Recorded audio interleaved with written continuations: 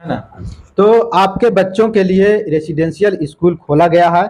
आप अपने बच्चों को नामांकन करवा सकते हैं, बच्चे को पढ़ा सकते हैं। आप चाहे बिहार के हैं, झारखंड के हैं, उड़ीसा के हैं, चाहे कहीं के भी हैं, बिहार के कोई कोना से हैं, आप आइए ज्ञान की भूमि बोध गया में, जहां भगवान गौतम बुद्ध की ज्ञान की प्राप्ति हुआ था, उसी धरती पर मॉडर्न आईएएस एकेडमी जो अभी रेसिडेंशियल स्कूल भी खुल गया है, तो उसमें आप लोग अपने बच्चों को पढ़ाइए और अपने बच्चों को आगे बढ़ाइए। अच्छा, एक बात और हम पूछना चाहेंगे, जैसे आपके यहाँ बच्चा पढ़ रहा है, रह रहा है, इन केस उसका तबीयत ज़्यादा खराब हो जाता है, जैसे में हॉस्पिटलाइज करना पड़ता है, तो उसमें तो खर्च ज़्यादा आएगा, तो फिर उसमें कैसे मैनेज कीजिए? यानी बच्चे के ज़्यादा तबीयत खराब होने पर आप घर ले जा सकते हैं, इलाज करवा सकते हैं। नॉर्मल तबीयत खराब होता है तो यहाँ बच्चे को केयर टेकर के लिए लड़कन है, उसका सारे लोग देखभाल करेंगे। अभी हमारे साथ मॉडर्न आईएएस एकेडमी के संस्थापक सनोज कुमार मांझी हैं। इनका वीडियो मेरे चैनल पर आप लोग देखते किए होंगे। इनका जो सहयोग है वो सहयोग करने के लिए बहुत सारे लोग आगे आए भी, और अभी एक नया स्कूल भी खोले हैं, उसमें बहुत सारे बच्चे को पढ़ाएंगे। क्या कुछ जानकारी हम जानने का प्रयास करेंगे, लेकिन उससे पहले जो मॉडर्न आईएएस एकेडमी का जो ये काम कर रहे थे, बच्चों को आईएएस बनाने की जो तैयारी था इनका, कहाँ तक गाड़ी पहुँची है, कैसे ये आगे काम कर रहे हैं, हम जानना चाहेंगे। हमारे साथ सनोज कुमार मांझी जी हैं। सर, सबसे पहले आप बताएंगे कि जो मॉडर्न आईएएस एकेडमी का जो आप तैयारी करवा रहे थे आईएएस का, उसमें कहाँ तक गाड़ी पहुँची है सर? सबसे पहले तो नमस्कार सर, आपका जो आपने इतना बहुमूल्य टाइम निकाला। संस्थान में सर चूँकि निरंतर बढ़ोतरी हो ही रही है, बच्चे जिनको लग रहा है कि मैं सिविल सर्विस में अपना स्थान बनाऊं, वो मेरे नेतृत्व में मेहनत लगातार कर रहे हैं। इसके साथ साथ हमारा जो तैयारी करने का जो ऑफिशियली अनाउंसमेंट था, वो हम ये किए थे कि यहाँ पे SC ST बच्चों को विशेष सुविधा दिया जाएगा, उसमें भी विशेष तौर पर मांझी मुसहर समाज के बच्चों को। यदि विशेष तौर पर मांझी मुसहर समाज के बच्चों को मैंने टारगेट करके फ्री में BPSC का कोर्स दिलाने का दावा किया, तो इसका मतलब ये नहीं है कि मैं जातिवादी हूँ, क्योंकि यदि शेड्यूल कास्ट में भी देखा जाए तो हाशिए पर और पतन के कगार पर मुसहर समाज के लोग हैं। अतः इसे समाज के मुख्य धारा में हमें लाना है और इस रास्ते समाज का, देश का, भारत का विकास करना है, तो हाशिए पर के लोगों को आगे लाना होगा सर। और मैं दावे के साथ कह रहा हूँ कि आज भी ऐसे बच्चों की संख्या दिन प्रतिदिन हमारे इंस्टीट्यूट में बढ़ती जा रही है जी। तो अभी जो रेसिडेंशियल स्कूल खोले हैं, उसमें पहला क्लास से लेकर के 8वीं तक के बच्चों को आप जो शिक्षा दीजिएगा, उसमें कैसे क्या है लोगों? ठीक है सर, इसके बारे में आपको थोड़ा समझ बन गया होगा कि मॉडर्न आईएएस में इस तरह से चीज़ें चल रही है। और मेरे दिमाग में चूँकि बहुत लोगों का यह आग्रह था कि सर आपके नेतृत्व में समाज के उन बच्चों के लिए भी ध्यान दिया जाए, क्योंकि किसी भी समाज का जो फाउंडेशन पिलर होता है वो बच्चे होते हैं। तो उन बच्चे को, भविष्य को देखते हुए हमने यह तय किया कि मैं एक अपना रेसिडेंशियल इंग्लिश मीडियम का स्कूल डेवलप करूंगा, जिसमें भी गरीब समुदाय के बच्चों को कम से कम फी में उसको तमाम तरह के एजुकेशन दिए जाएंगे। अब पारंपरिक एजुकेशन मतलब की बात है कि जो ट्रेडिशनली एजुकेशन है, जो चला आ रहा है, मैथ, साइंस, हिंदी, इंग्लिश आदि, तो सब शिक्षक और सब संस्थान इंस्टीट्यूट देते हैं। लेकिन मैं अपने रेसिडेंशियल स्कूल में जो बेहतर देने वाला हूँ, उसमें साइंस एंड टेक पढ़ाया जाएगा, जिसमें बच्चों को ये अभी से पता होगा कि चंद्रयान 3 क्या है, उसमें रोबोट के बारे में बताया जाएगा। इसके साथ साथ कंप्यूटर साइंस से संबंधित यानी सोशल मीडिया कैसे मैनेजमेंट किया जाता है, इसके बारे में भी थोड़ा दिया जाएगा। इसके साथ साथ सबसे बड़ी, जिससे बच्चा अपने अधिकार को, अपने हक को जान सकता है, उसके लिए मैं ही उसका शिक्षक हूँ। मैं उसको संविधान पढ़ाने का व्यवस्था किया हूँ कि मैं उसे कॉन्स्टिट्यूशन का हर वह यूजफुल चीज़, जैसे फंडामेंटल राइट्स, फंडामेंटल ड्यूटीज और तमाम ऐसे संविधान में खंड हैं, उसके बारे में मैं जानकारी दूंगा। तो मुझे लगता है कि ये एजुकेशन ऐसा है जो पारंपरिक एजुकेशन से इतर है, अलग है। और जब तक आज के इंट्रेंस एग्जाम, जैसे मैंने ये भी टारगेट किया है, यहाँ से जो बच्चे आएंगे उसे मैं नेत्रहाट, सैनिक स्कूल और तमाम ऐसे नवोदय विद्यालय होते हैं, यहाँ भेजने का काम करूँगा। तो उसका जो आज के डेट में इंट्रेंस एग्जाम भी है ना, वो इंटर डिसिप्लिनरी हो चुका है। मतलब वह वैसे बच्चा को लेना चाहता है जिस बच्चा में अंतर विषयक दृष्टिकोण का भाव हो, वो सभी पहलुओं में थोड़ा बहुत जानता हो, ऐसा नहीं कि वो किसी विषय में PhD कर रहा हो। तो इस आधार पर मैं स्कूल को रूपरेखा दे रहा हूँ। इसके लिए मैंने यह तय किया है कि हर बच्चे से महीने का 2000 रुपया मैं शुल्क लूँगा। उसमें बच्चों को 3 टाइम खाना, सुबह में नाश्ता, दोपहर में लंच और रात में डिनर। उसके साथ साथ वही 2000 में उसको बेहतर एजुकेशन देंगे। जो गया और बिहार का टॉप स्कूल इंग्लिश मीडियम से एजुकेशन दे रहा है, मैं भी वैसा उसी तर्ज पर उससे भी कहीं बेहतर देने का प्रयास करूँगा सर। हम ये कहना चाहेंगे कि अभी आप में जो नामांकन जारी हुआ है या फिर नामांकन नहीं हो रहा है, क्या नामांकन? नहीं, इसमें 7 बच्चे हमारे रेसिडेंशियल स्कूल में आ चुके हैं, क्योंकि बिहार सरकार का जो हीट वेव है, इसका गाइडलाइंस है कि अभी सभी आवासीय विद्यालय हो या निजी हो या गवर्नमेंट हो, इसको ऑफ कर दिया जाए। तो इस गाइडलाइन को देखते हुए मैंने इस चीज़ को अभी पोस्टपोन कर दिया है, लेकिन जैसे ही ये सब चीज़ों से छुटकारा हम लोग पाएंगे, बच्चे निरंतर आके हॉस्टल में रहना शुरू कर देंगे और पढ़ाई भी उसकी एज इट इज चलती रहेगी।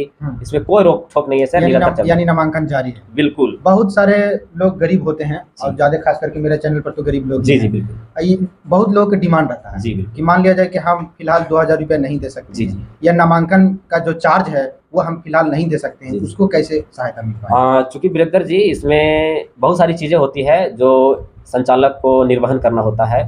एजुकेटर का फ़ी, मैनेजमेंट फ़ी, बिल्डिंग चूंकि अपना नहीं है तो उसका भी एक खंड जाता है किराए के तौर पर।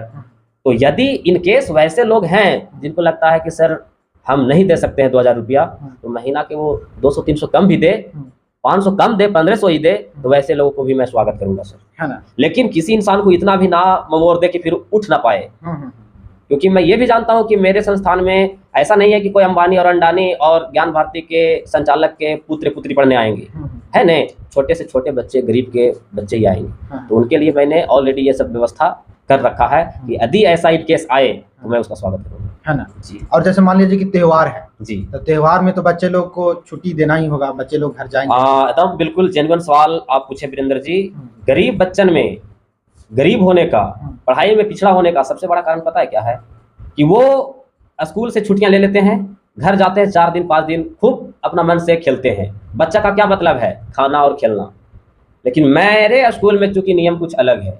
मैं चाहूँगा कि अभी आप इतना गरीब से आए हो, जिस समय आप गरीबी तभी दूर करेंगे जब आप पढ़ाई करेंगे, और पढ़ाई के दौरान यदि मैं छुट्टी देता हूँ तो ये नाहक में जाएगा। अतः यदि त्यौहार है भी तो होली, दिवाली, यही 2 त्यौहार है जिसमें मैं छुट्टियां दूंगा, अन्यथा किसी भी त्यौहार में छुट्टियां नहीं दूंगा, है ना जी सर। क्योंकि उसे पढ़ना है ना, जरूरी पढ़ना है। पढ़ेगा तब उसके अंदर गरीबियां दूर होगी, उसका परिवार की गरीबियां दूर होगी।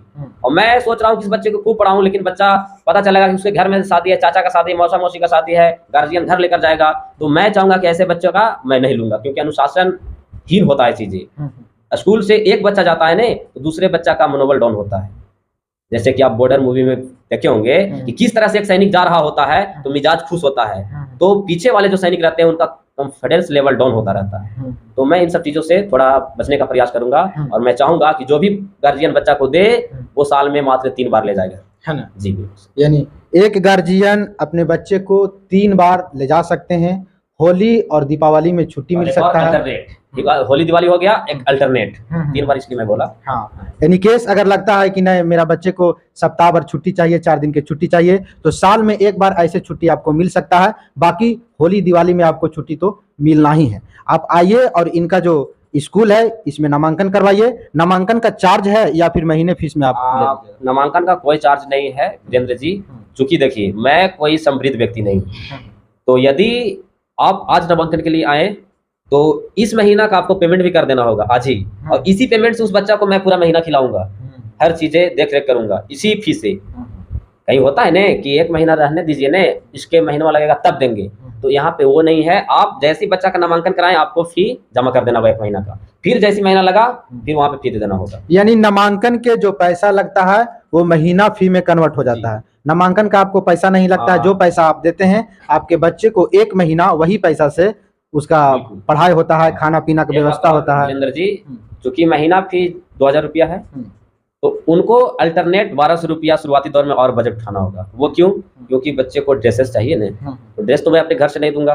तो ड्रेस के लिए, अब ड्रेस में ऊपर नीचे और जूते, सॉक्स, टाई वगैरह होते हैं, ये सारा चीज, तो इन सबों के लिए 1200 रुपया एक्स्ट्रा फर्स्ट टाइम उन्हें पे करना होगा, है ना जी। यानी ड्रेस किट के लिए आपको 1200 रुपया पहले पे करना होगा, और वो 1200 रुपया पे कर दीजिएगा तो समझिए कि आप 6 महीना या 4 महीना के लिए निश्चिंत।